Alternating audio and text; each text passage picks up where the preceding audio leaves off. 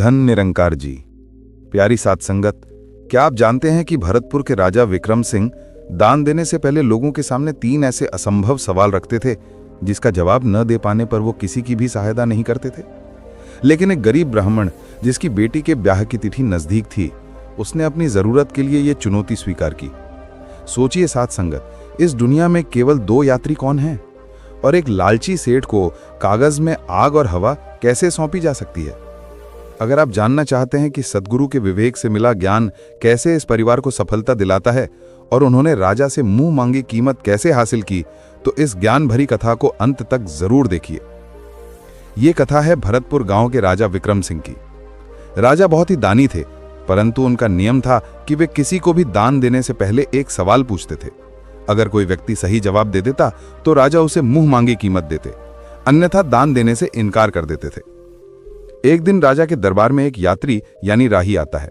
उसके पैसे लुटेरों ने लूट लिए थे और वो पास की धर्मशाला में एक रात गुजारने के लिए कुछ धन मांगता है।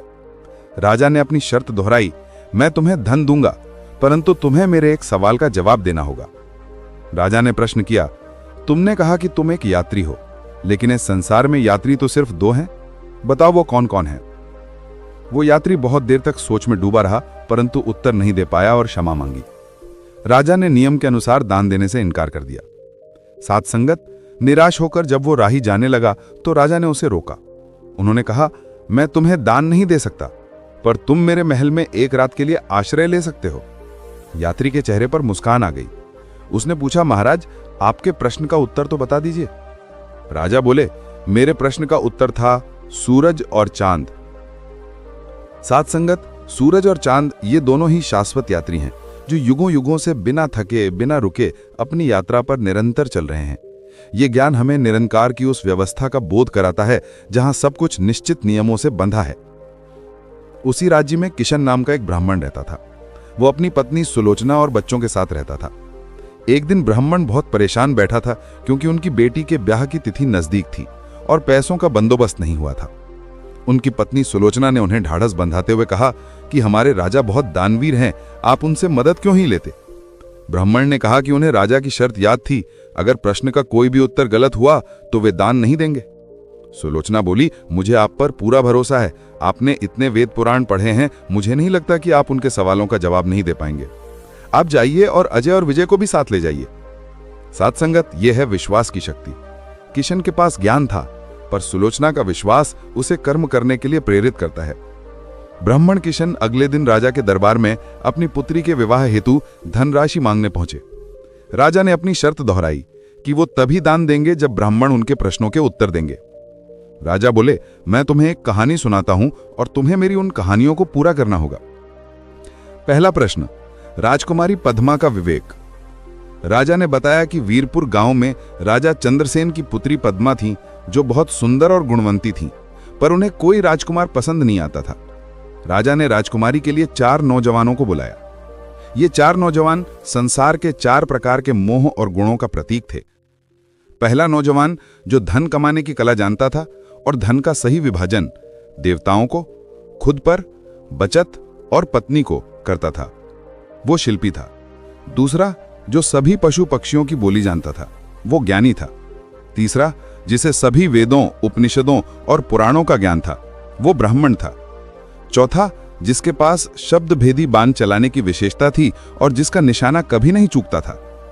राजा ने ब्राह्मण से पूछा, बताओ ब्राह्मण देवता, राजकुमारी इन 4 में से किसे अपना वर चुनेगी? ब्राह्मण किशन ने अपने विवेक का प्रयोग किया। उन्होंने कहा, महाराज, राजकुमारी बहुत ही समझदार थी। अगले दिन राजकुमारी ने अपना वर चुन लिया। राजकुमारी ने कहा, जो शिल्पी है, जो ज्ञानी है और जिसे पुराणों का ज्ञान है, वे सब अपनी जगह सही हैं, पर जो शब्द भेदी बाण चलाना जानते हैं वो एक क्षत्रिय हैं, तो एक क्षत्राणी का विवाह भी क्षत्रिय से ही होना चाहिए। दूसरा प्रश्न, व्यवहारिक ज्ञान, प्रैक्टिकल विजडम। अब बारी थी ब्राह्मण के बेटे अजय की। राजा ने दूसरी कहानी सुनाई। मानिकपुर गांव में रमन नाम का किसान अपनी बूढ़ी मां यशोदा के साथ रहता था। मां बीमार हो गईं, उन्हें तेज बुखार था। वैद्य जी ने कहा कि उनका उपचार मुझसे नहीं होगा, उन्हें शहर जाकर किसी अच्छे डॉक्टर को दिखाना होगा, जिसके लिए कम से कम 15-20 हजार रुपयों का इंतजाम करना पड़ेगा। साथ संगत, रमन बहुत चिंतित हुआ। वो अपने पिता के पुराने मित्र सेठ दयाराम से उधार लेने गया। हालांकि पूरा गांव जानता था कि सेठ कितने कंजूस और लालची थे। सेठ दयाराम ने रमन को पैसे देने के लिए एक असंभव शर्त रखी। मैं तुम्हें पैसे तभी दूंगा जब तुम मुझे एक कागज में आग और दूसरे में हवा लाकर दोगे। रमन दौड़ता हुआ घर गया और मां को शर्त बताई।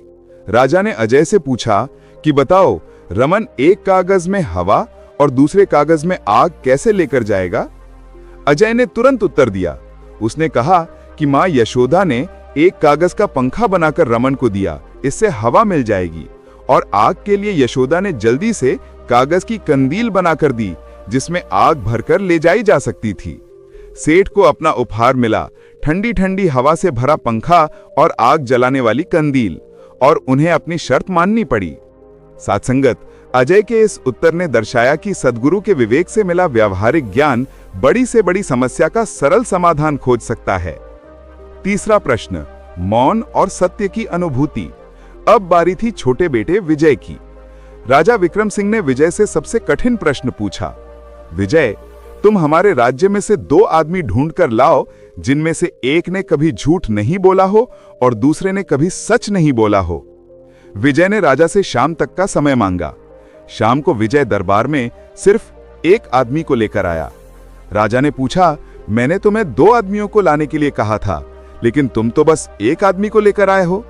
विजय ने उत्तर दिया, महाराज, इस एक ही आदमी के अंदर दोनों गुण हैं। इसने न कभी झूठ बोला न कभी सच बोला।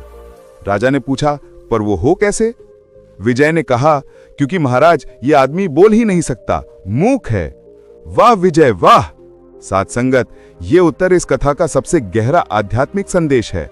जहां वाणी समाप्त हो जाती है, जहां शब्द और भाषा की सीमाएं टूट जाती हैं, वहीं सद्गुरु के निरंकार का बोध होता है। मौन वो अवस्था है जहां सत्य और असत्य का द्वैत समाप्त हो जाता है। राजा विक्रम सिंह ब्राह्मण किशन और उनके दोनों बेटों के ज्ञान और विवेक से बहुत प्रसन्न हुए। राजा ने घोषणा की कि ब्राह्मण देवता, हम आपके और आपके दोनों बेटों के जवाब से बहुत प्रसन्न हैं, इसलिए मैं आपकी बेटी की शादी अपनी तरफ से करवाना चाहता हूं। साथ संगत, सत्य, ज्ञान और विवेक की ये कसौटी आज भी हमें याद दिलाती है कि यदि जीवन में सद्गुरु के ज्ञान पर आधारित विश्वास और विवेक हो तो हम हर चुनौती को पार करके आनंद की प्राप्ति कर सकते हैं। निरंकार प्रभु को हर पल हाजिर नाजिर जानना ही सबसे बड़ा ज्ञान है। हमें उस राही से यह सीखना है कि सत्य सूरज और चांद की तरह निरंतर है। हमें राजकुमारी पद्मा से यह सीखना है कि विवेकपूर्ण निर्णय ही जीवन में धर्म यानी कर्तव्य का पालन करवाता है। और हमें विजय से यह सीखना है कि जीवन का परम सत्य केवल मौन में ही अनुभव किया जा सकता है, जहां शब्दों की आवश्यकता नहीं होती। निरंकार प्रभु सबको ये विवेक प्रदान करें। धन्य निरंकार जी।